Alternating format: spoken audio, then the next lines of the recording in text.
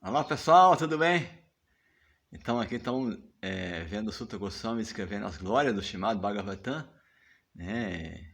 Srila Prabhupada faz os comentários aqui muito bonitos, né? Falando que esse conhecimento, né, é muito importante. E Vyasadeva, que é a encarnação literária de Deus, né? Ele transmitiu esse conhecimento primeiramente ao seu grande filho, Shukadeva Goswami, né? E sim, ele é comparado com a nata, comparado com uma lata do leite, o chamado Bhagavatam. Então, a literatura védica é comparada com um oceano de leite e de conhecimento, certo? E a nata, ou a manteiga, né, assim, a parte mais importante, é a parte mais saborosa, essencial do leite, a manteiga, né? O mesmo se aplica ao chamado Bhagavatam, pois ele contém todas as saborosas, instrutivas e autênticas versões de diferentes atividades do Senhor e seus devotos. Então, o chamado Bhagavatam, ele fala da coisa mais importante, que é as atividades de Krishna e seus devotos, né?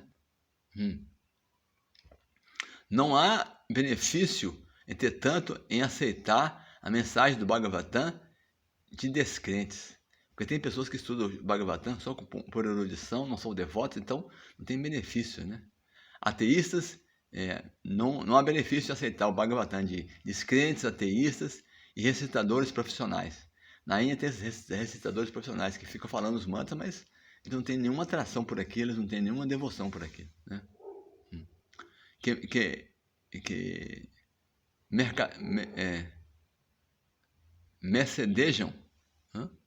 Mercadejam, mercadejam o Bhagavatam para os leigos. Ele foi transmitido a Srila Shukadeva Goswami, que nada tinha a ver com o comércio do Bhagavatam. Então, o Bhagavatam não tem nada a ver com comércio, né, com coisas mundanas, né? Ele não precisa manter, então, assim, então Shukadeva Goswami é uma pessoa pura, né? Ele não precisava manter despesas familiares com tal negócio. O chamado Bhagavatam deve, portanto, ser recebido do representante de Shukadeva, que deve estar na ordem de vida renunciada, sem estorvos familiares. Então, aqui o Papai está falando que a pessoa tem que estar na ordem renunciada, né? Assim, desapegada de todos a fazeres familiares. Depois o Papai explica também que um grihasta mesmo, autêntico, ele também é um renunciado, né? O leite é indubitavelmente muito bom e nutritivo, mas quando é tocado pela boca de uma serpente, deixa de ser nutritivo. Ao contrário, torna-se uma fonte de morte. Então é interessante, né? Porque a literatura védica é comparada como leite, e quando você bate o leite, tira a nata, da nata você tira a manteiga, né? Eu estou chamando Bhagavatam, seria essa manteiga a essência, mas então aqui está falando também mas esse leite, quando é tocado pela boca de uma serpente, está comparando como esses recitadores profissionais ateístas que ficam lendo o chamado Bhagavatam, que eles contaminam a literatura, contaminam o chamado Bhagavatam, né? Então, quando é tocado pela serpente, vira veneno. Analogamente, aqueles que não estão estritamente na disciplina Vaishnava, que adora o Senhor Krishna, o Senhor Vishnu, né? Aqueles que não estão nessa corrente discipular, nessa disciplina, aqueles que não estão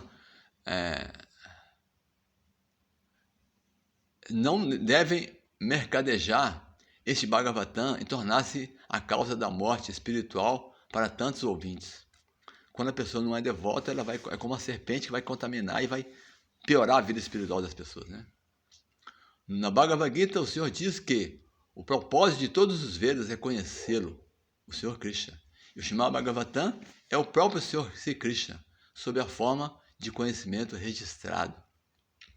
Olha só, o Bhagavatam é o próprio Krishna, sob a forma de conhecimento registrado, considerado como a encarnação literária de Deus. Portanto, ele é a nata de todos os Vedas e contém todos os fatos históricos de todos os tempos em relação com Sri Krishna. Ele é, na verdade, a essência de todas as histórias. É a história de Krishna, né? A personalidade de Deus.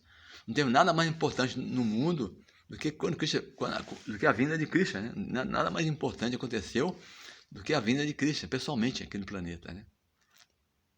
Aí Shukadeva Goswami, Suta Goswami continua falando, né? Agora ele está explicando sobre... Porque Shukadeva Goswami, na realidade, é um mestre de Suta Goswami, né? Então, Shukadeva Goswami, o filho de Vyasadeva, por sua vez, transmitiu o Bhagavatam ao grande imperador Parikshit, que se sentou rodeado de sábios à margem do Ganges, esperando a morte, sem comer nem beber. Então, é que é a história, né, do Bhagavatam, porque Maharaj Parikshit é um grande devoto e está à beira da morte, então Shukadeva Goswami está falando para ele esse Bhagavatam logo antes da morte de Maharaj Parikshit. Então aqui explica no significado, Prabhupada fala assim, que todas as mensagens transcendentais são recebidas apropriadamente na corrente de sucessão discipular. Essa sucessão discipular chama-se Parampara. Parampara é a sucessão discipular. Portanto, a menos que o Bhagavatam ou quaisquer outras literaturas védicas sejam recebidas através do sistema Parampara, a recepção de conhecimento não é fidedigna. Tem que ser, né, seguir a linha dos mestres, né? Vyasadeva transmitiu a mensagem a Shukadeva Goswami, e de Shukadeva Goswami, Suta Goswami recebeu a mensagem. Deve-se por conseguinte, receber a mensagem do Bhagavatam de Suta Goswami e de seus representantes, e não de qualquer intérprete irrelevante. Então, assim, né? Suta Goswami está na nossa sessão discipular também. O imperador Parikshit recebeu a informação de sua morte a tempo e imediatamente deixou o seu reino e família e sentou-se às margens do Ganges para jejuar até a morte. Todos os grandes sábios, rishis, filósofos, místicos, etc., né, foram ali devido à posição imperial dele. Porque Maharaj Parikshit tinha influência, né, um grande imperador assim, de alto nível, e estava preparando para a morte, todo mundo queria acompanhar isso de perto, né?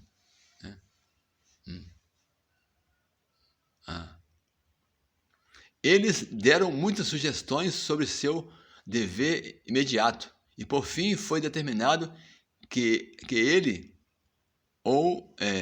ele ouviria de Shukadeva Goswami sobre o Senhor Krishna.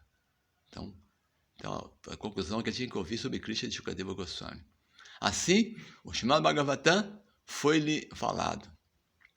Shripada Shankaracharya, que pregou a filosofia Mayavada e enfatizou o aspecto impessoal do Absoluto, também recomendou que todos devem refugiar-se aos pés de lótus do Senhor Sri Krishna. O próprio Shankaracharya mandou isso, né? Pois não há esperança de tirar proveito de algo através de debates. Indiretamente, Shripada Shankaracharya admitiu que o que ele havia pregado nas interpretações gramaticais floridas do Vedanta Sutra não podia ajudar ninguém. Porque ele veio, né, com um propósito mesmo de restabelecer os Vedas, né, mas ele pegou de maneira indireta, né, mas falando que, olha, o que eu falei aqui não tem nada a ver, você tem que adorar Krishna. Não podia ajudar ninguém na hora da morte. Na hora crítica da morte, deve recitar o nome de Govinda. Essa é a recomendação de todos os grandes transcendentalistas. Shukadeva Goswami tinha há muito afirmado a mesma verdade, de que no fim da vida devemos nos lembrar de Narayana. Esta é a essência de todas as atividades espirituais. Na hora da morte, lembrar de Krishna, né?